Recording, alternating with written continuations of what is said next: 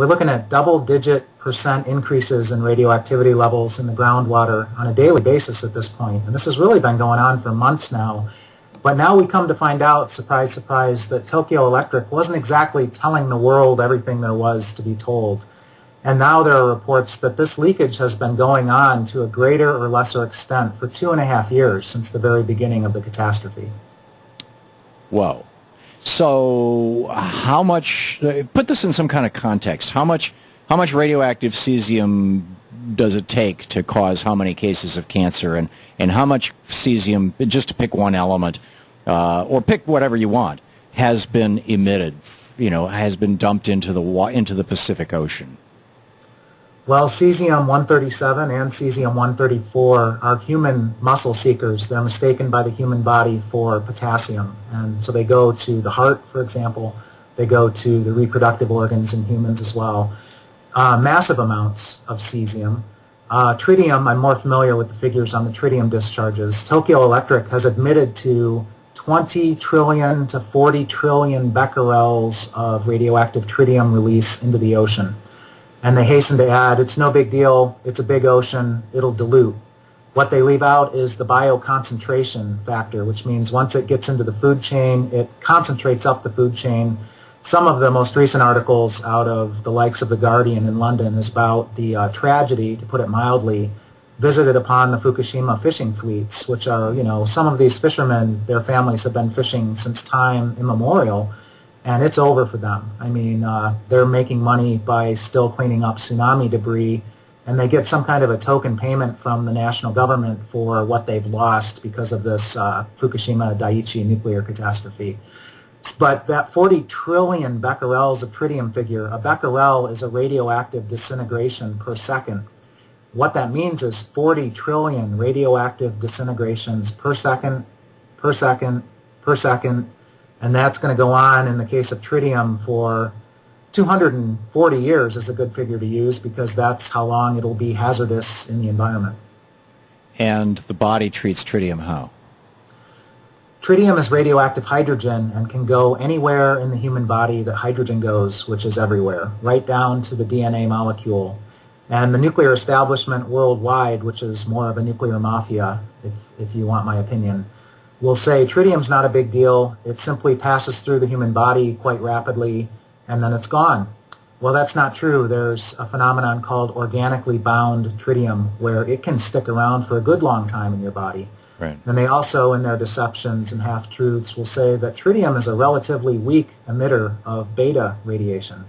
Well, it's all relative, isn't it? When you're in a DNA molecule, a relatively weak beta emission will be like a small little hand grenade in your DNA molecule. And that's where the cancers start, that's where the birth defects start, that's where the genetic damage starts. So what's the fate and future of Fukushima, first of all?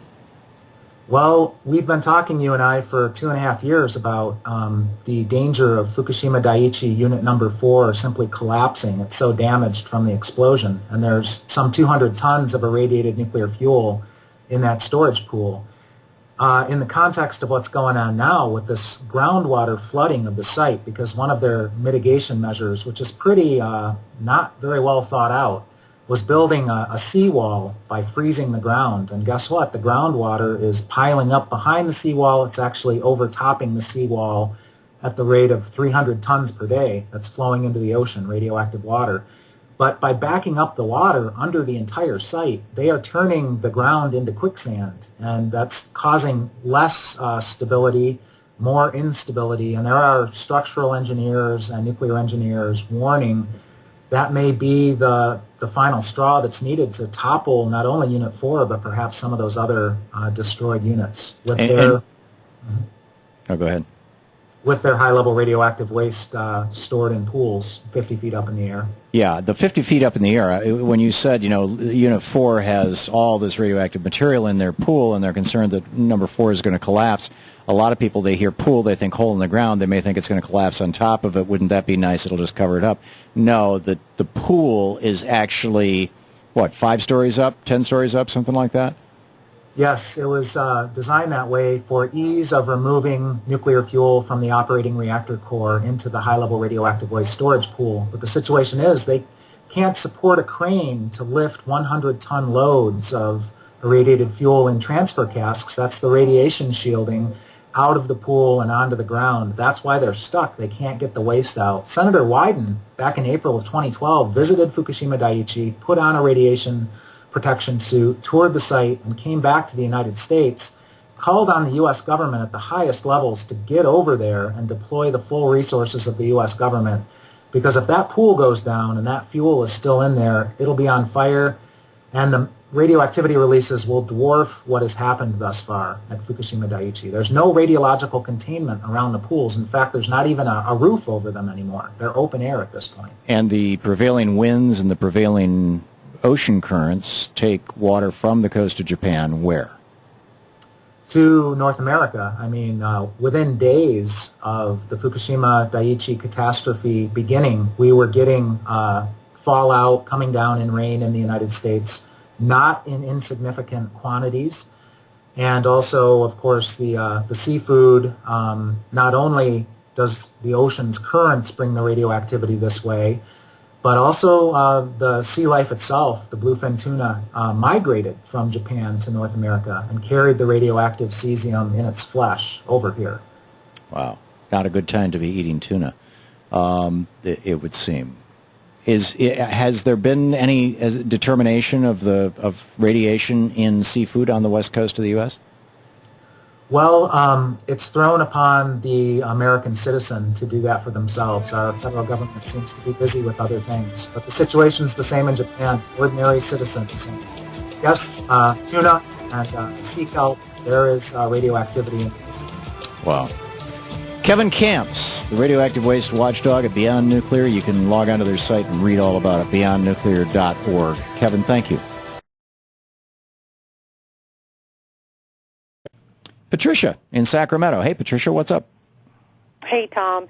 The other day I called Senator Boxer's office because she is the chair of the Environmental Committee, and I had asked them about this, the news articles I've been reading about Fukushima, and they had referred me to the Nuclear Regulatory Committee. That's right, Commission, the NRC. Yeah, Commission, sorry. And I don't remember the name of the gentleman I spoke to, but I told him, I said, I'm a member of the public, and I just wanted to know, I'm concerned about this and how this will affect us, and I asked him, what are you doing to ensure, because this is not just about Japan, this is going to affect everybody. Right.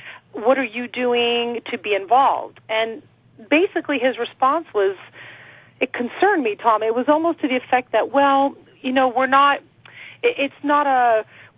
seeing this as a problem, but because the Pacific Ocean is so vast that this radioactive material would be, it made it sound like it would be so minuscule that it wouldn't even affect us. Right. That this is more of a concern for Japan. This is not a concern for the U.S. or any other surrounding areas. If you're talking about swimming in the water, going to the beach in Santa Monica, he's right. The odds of, any significant radioactive contamination making its way all the way across the Pacific intact at high levels are fairly low, and one of the reasons why is that many of these radioactive elements, the higher isotopes, the heavier ones, sink into the bottom of the sea, and the middle range ones, the cesiums and the tritiums, well, tritium's a very light one actually. Tritium may actually go into the atmosphere. Cesium and things like that, they get eaten. The plant matter, the plankton, which is the ocean, is just filled with. I mean, the ocean is just a sea of, if you took just a drop of seawater and looked at it under a microscope, you'd see it's filled with life. And all this life in the ocean, they are just woofing up these radioactive elements because the radioactive elements mimic other elements. As Kevin pointed out, radioactive cesium, the body thinks that it's potassium. Potassium is essential to every muscle in our body, particularly our hearts. And so it takes it up as if it was potassium. I'm forgetting the one that the body thinks is calcium, but there's another one that the body thinks is calcium, and it takes it up and puts it in your bones, and on and on and on. So the plankton, the plant matter within 200, 300, 400, 500 miles of Japan is heavily contaminated with this stuff. That plant matter then gets eaten by small fish. The small fish get eaten by medium-sized fish. The medium-sized fish get eaten by big fish. The big fish then get eaten by us. That's called bioaccumulation. And so what is happening is that, the radiation from an area that could be several square miles or cubic miles in the case of the ocean, gets absorbed by the plant matter, which then gets eaten by a whole bunch of fish. But ultimately, one tuna or one large fish could have several miles worth of Fukushima, water radiation that started out very dilute. And my concern, and I guess the NRC is passing the buck on this because they're saying, well, this should be the USDA or something, or maybe the states. But my concern is the food supply. And I went out and bought a Geiger counter. When we lived in Germany, we moved there the week after Chernobyl melted down back in '86. And I used to walk through the supermarket with a Geiger counter, and which always embarrassed my wife and got dirty stares from the people in the supermarket. But you'd be walking along and it would go tick, tick, tick, tick, tick, tick, tick. And then as I passed the mushrooms, it would go brrrr, like that, because mushrooms just absorb cesium like there's no tomorrow. And the milk would set it off. I mean, it was pretty amazing. And I have one here, and I've tried to take it out to restaurants before, but Louise won't go with me if I take my Geiger counter. Well, I was going to ask you something very quickly, Tom. Do you remember when the incident, several months after Fukushima initially happened, wasn't there a place, I don't remember if it was Berkeley or some area where the scientists were studying the levels of radioactive material in the milk? Yeah. Yeah, they were looking at iodine. Yeah, they were looking at iodine, radioactive iodine, and it was showing up. And iodine, of course, is being transported by the wind and the rain, and because it comes across as in a gaseous form. And it has a relatively short half-life, but it looks like these things are still emitting this stuff continuously. So if I lived on the West Coast, as you do, there are groups of people who are getting together and they're sampling food and they're sampling the air and things like this. And I would find one of those groups. You might want to start at Beyond Nuclear or just ask the folks at beyondnuclear.org who to talk to. And I would also seriously consider investing in a Geiger counter, a fairly sensitive one. They're only $200-300. I mean, I realize that's a lot of money for a lot of people, but it's, if it prevents you from getting cancer, and going out and checking the food. I think this is much more concern. And then the other thing I would do is I would be taking Liquid Dulse. You can buy at vitaminshop.com. This Liquid Dulse, Dr. Bragg makes it, and it is it's iodine. It's iodine from red seaweed. Dulse is a red seaweed. And if I lived on the West Coast, I do take it every day anyway. I have for decades, and just a couple of drops. And that way it keeps your thyroid saturated with iodine, so if you're exposed to radioactive iodine, your body doesn't absorb it.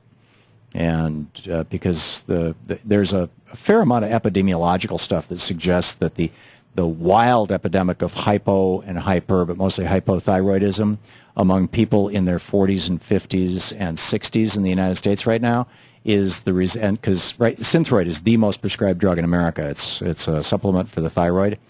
And that might be because of the above-ground radioactive tests in the 1940s and 50s, leading to, contamination of our milk by radioactive iodine, and that kind of burned up people's thyroids.